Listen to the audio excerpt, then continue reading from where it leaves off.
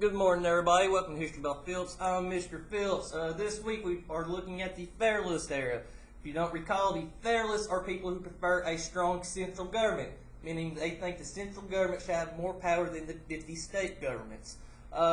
Yesterday we looked at George Washington taking office. Along with George Washington taking office, he would establish a cabinet. Now remember, the cabinet is just pretty much advisors to help George Washington make wise decisions. The example I used yesterday was Donald Trump. Now, Donald Trump is a savvy businessman, but Donald Trump probably doesn't know that much about medicine. He probably doesn't know that much about education. So he's going to rely on these folks, the Secretary of Education, the Surgeon General, so on and so forth, to help him make informed decisions on what he should do.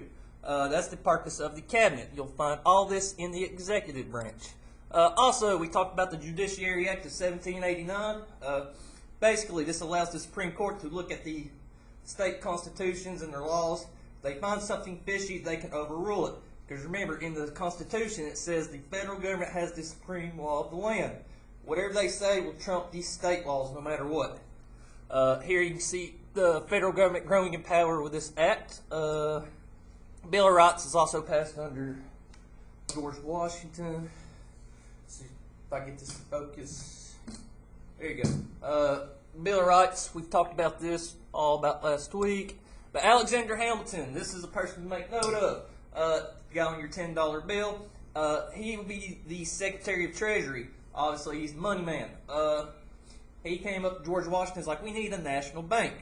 It'd be a lot easier if the United States had a savings fund instead of having to rely on taxes. Because yesterday we established that taxes, yeah, you can get a lot of money from it, but it takes a while to collect, so on and so forth. Whereas if you had a national bank, you can go ahead and have that money ready for emergency use. Now, a lot of folks, especially the anti-federalists, they opposed this idea. They didn't think Alexander Hamilton had the authorization to do this because it's not expressively, pardon my language, pardon my words, children. It wasn't actually written in the Constitution.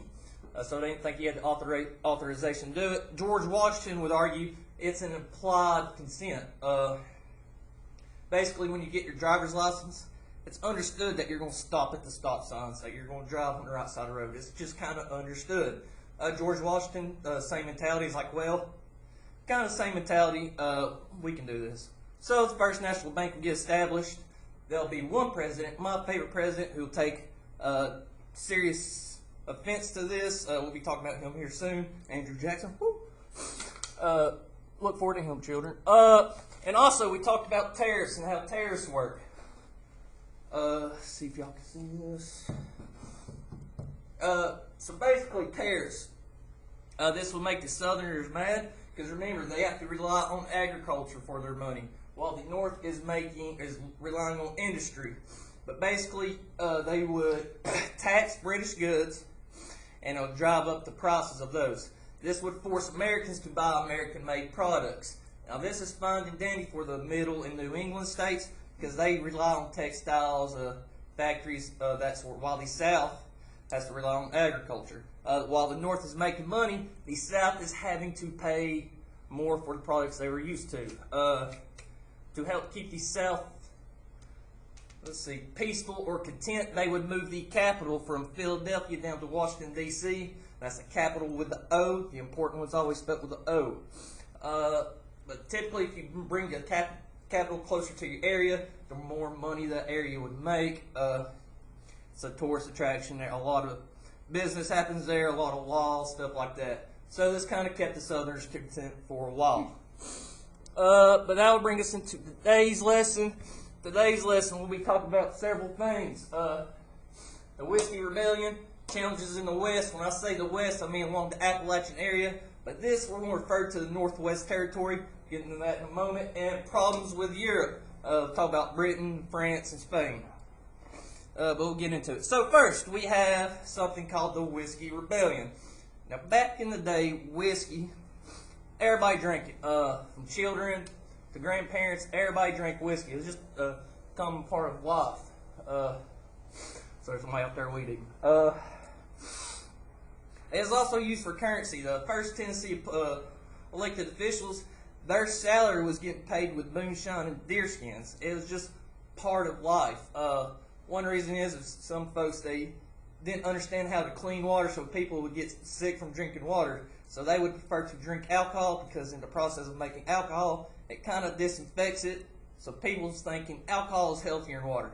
Crazy, I know, but times have changed. Well, basically, a lot of folks use alcohol as currency. It had many uses besides drinking. You can clean with it, cook with it, you name it. People figured out how to use alcohol in various ways.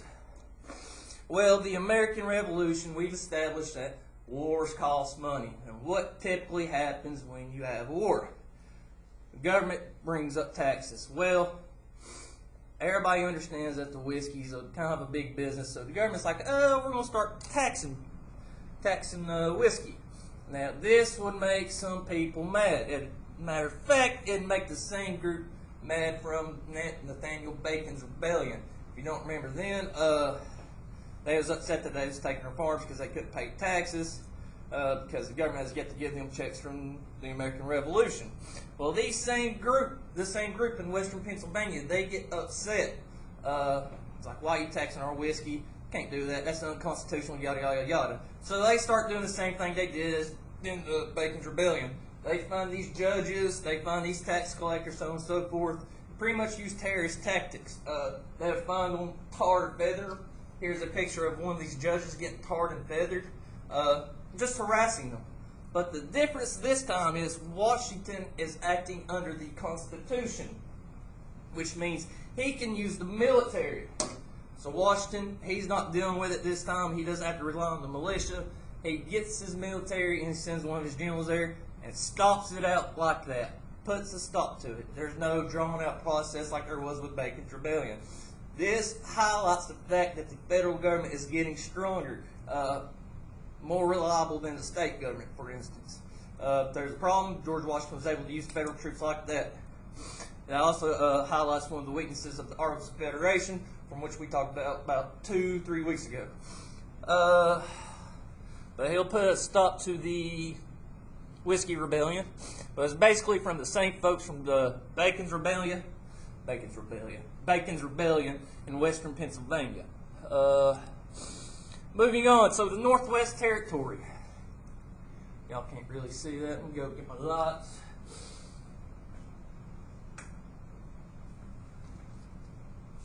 Hopefully, maybe. Come on.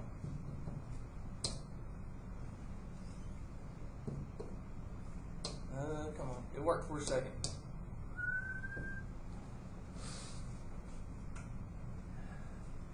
Hopefully y'all can. There we go. So the Northwest Territory. So if you remember from the American Revolution, that war ended with the Treaty of Paris. Part of that treaty was that the British troops had to pretty much get removed from North America. They can go to Canada, that's fine with us. But basically, they thought it was a little cheeky. They was like, you know what? We'll move out of the Ohio River Valley, and we'll just go to the Northwest Territory. Kind of breaking the treaty. Ooh, there we go. Kind of breaking the treaty, but whatever. They're far away. We kind of ignored it. Well, France is here too, because remember, France has been, they helped us out, so we let them keep some of their forts there. They're there trapping beavers and stuff, because remember, fur is a big commodity in Europe. It's like the Gucci of the time. So we got some French settlers, and we still have British troops here. Now, Britain, they got a sour taste in their mouth. They're upset about the American Revolution. So they start supporting local Indians to raid these American settlements past the Appalachian Mountains. Because remember, the Native Americans, they originally stick to that proclamation of 1763. That's back from when we talked about colonial America. Just to recap, the proclamation of 1763, pretty much no English person could go west of the Appalachians. That's what the Indians thought they were fighting for. They had treaties signed about it. But yeah, everybody's breaking on Britain, America, France, you name it, everybody's breaking this treaty. So the British, they start supplying the Native Americans. The camera's acting. There we go. So the British, they start supplying these various Native American tribes with weapons, and they're more than happy to harass these Americans on the western frontier. It gets so bad that George Washington sends one of his generals, St. Clair, to deal with some of these Indians right here in present-day Indiana. y'all can. Indiana. An upset happens. Actually, this general would lose to somebody named Little Turtle. He had 600 Indians, pretty much used guerrilla tactics. We talked about this before, but kind of embarrassed the American soldiers. American soldiers had better weapons, were better trained, but all of a sudden they got took out by 600 Indians, led by somebody named Little Turtle. Everybody's like, Little Turtle? What kind of name is that? Washington gets word of this, and he's tired of it, so he sends one of his good buddies to deal with them in Fallen Timbers. It's about 4 years later, I think about 3.5, but he sends them to Fallen Timbers, massacre them as no chance. Washington went fooling around kind of like he was with the Whiskey Rebellion. He's like, no, not dealing with it. So he sends a good part of the military there. Ends up defeating them. The big thing to take away from this is the Treaty of Greeneville, 1770 or 1795. Basically, that gives the United States Ohio. That's the best way to look at it. The Treaty of Greeneville gives us Ohio. We'll move on. All right, some problems with Europe. Let's see if I can get my. Some problems in Europe. So Europe, they're always in a flux, they're always in a mess.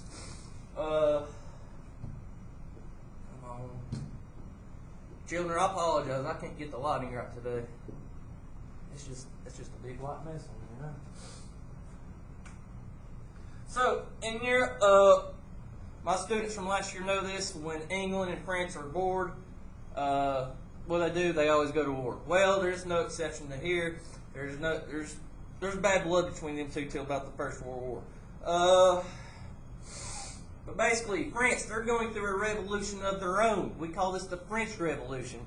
Now, at first, the Americans like, woo, French Revolution, get rid of the king. Because that's what we did. We got rid of the king.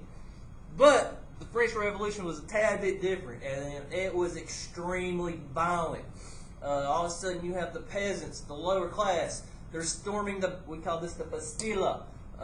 Pretty much where all the fancy French folk lived, King Louis and his family.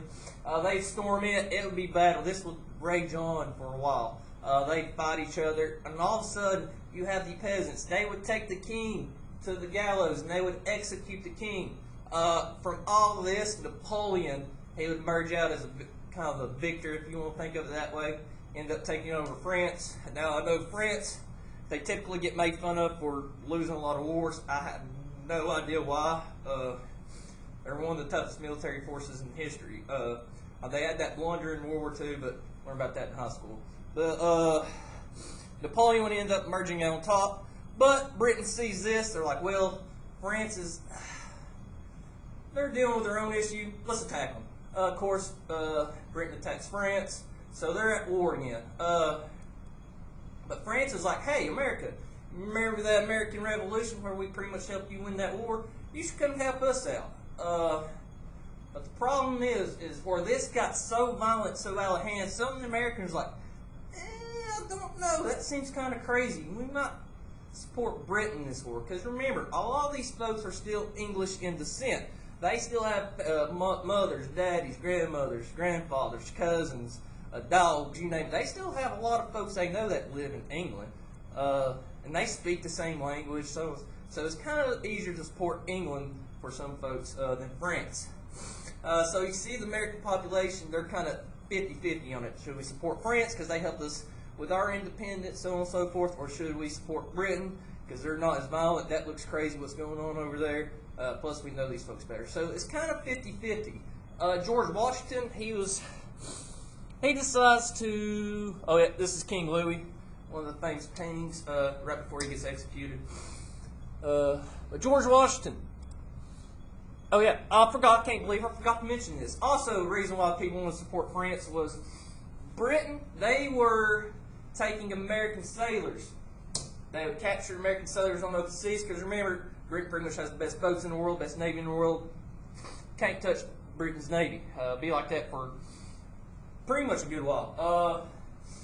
But they're capturing these American soldiers now. They're not American soldiers, American sailors, and putting them in the Navy. Now, the reason why they're doing that, they'd be like, hey, you just deserted from the Navy, we're throwing you into one of these boats. Back then, you couldn't really tell the difference between an American and an English person. I mean, we sounded the same.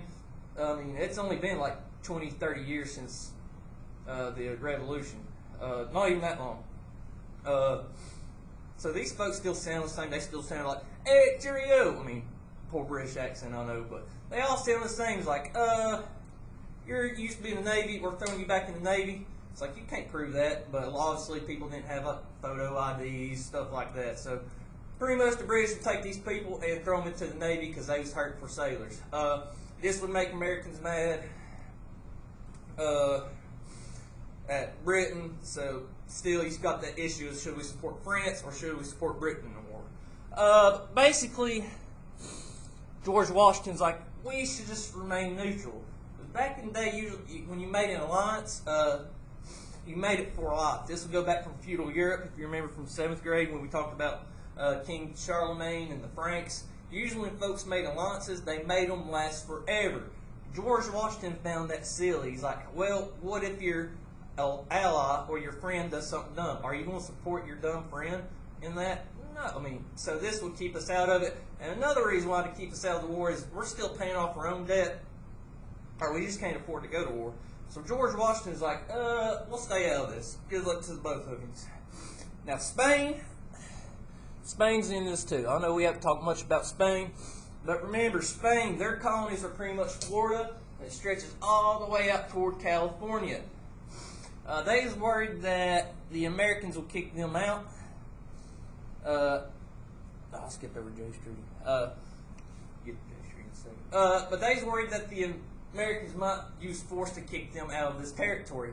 So kind of to save a stitch in time saves none. I don't know if you guys have heard that saying before, but basically they are like, we'll give up pretty much modern day Georgia, Alabama, and Mississippi to you guys, and we'll allow you to use the Mississippi River and New Orleans. Now, New Orleans is very important. It's pretty much the biggest trading hub down here, the Gulf of Mexico. Direct access to the Latin American countries, out where you can get your sugar cane, indigo, rice, cash crops like that. Also, they're still importing slaves at this time. So this is a big trading hub. I say, other than Boston, New Orleans is probably the biggest money maker for not the United States at the time, but will be. But we get pretty much all this territory and access to the Mississippi River in New Orleans with something called Pickney's Treaty. Just keep that in mind. It's named after Pickney, so on and so forth. That will bring us into George Washington.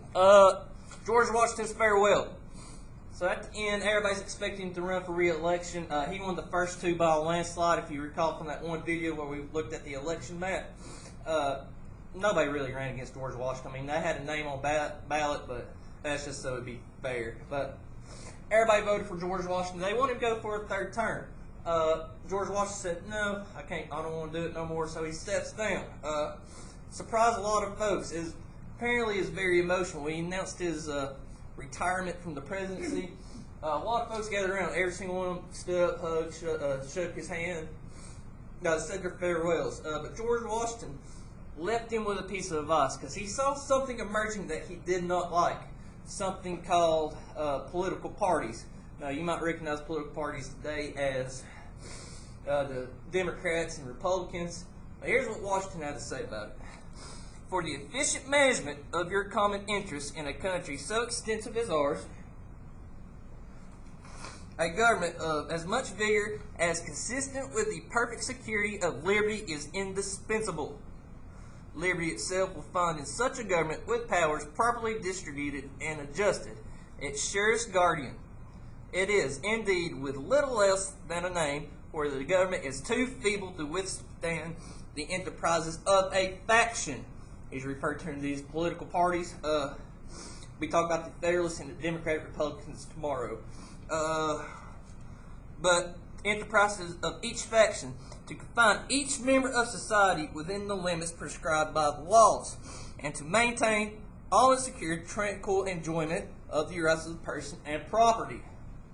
Basically, he's saying you don't want these factions taken over because it kind of takes away from people's opinions. Now, bring us into today. we've been talking about Amy Barrett and how she's trying to get elected to the Supreme Court. We've been talking about her with the checks and balances and Baron D. Montesquieu's philosophy on separation of powers. Whew. Pardon me, children. My nose is killing me today. Whew. But with the separation of powers, well, we talk about the checks and balances. Basically, President Trump will nominate somebody to the Supreme Court, and Congress gets to approve that, yay or nay. Well, yesterday, the Senate, remember, they make up half of Congress. The Senate had a vote on this Supreme Court Justice, Amy Barrett. It was 52 to 48. That was what the vote. She got approved by the Senate. But it was 52 to 48. Now, if you looked at the votes, all 52 Republicans voted yes, and all 48 Democrats voted no.